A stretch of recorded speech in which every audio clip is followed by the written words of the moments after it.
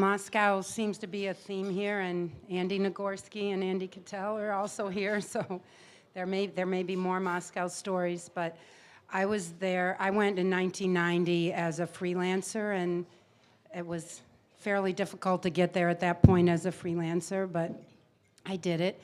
And in 1991, when Gorbachev was taken hostage, basically, in the South, I lived close by and, of course, was at the White House like a lot of people were.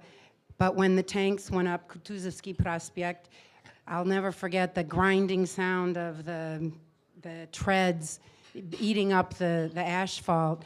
And then at a certain point, the parade of tanks stopped, and they didn't do anything until one tank, it opened up and a head popped out. You could tell he was from Central Asia, and because none of the Russian soldiers wanted to invade their own city. And he stood there, and the people around just stood there. And I had been in Riga a few months before when the Soviet tanks came in, and the Latvians had set up barricades blocking all the entryways to the very serpentine old city, so you could block the whole thing off with a dozen or a couple dozen big trucks. And I was waiting, and I was thinking, should I go up to some Russian and say, pull up a truck, blockade the White House? And of course, a few hours later, they did. But at the moment, I was like, am I the only one thinking they should do this? I don't know anything about military strategy, but they should do this. And of course, as history shows, they eventually did. And we wrote that story.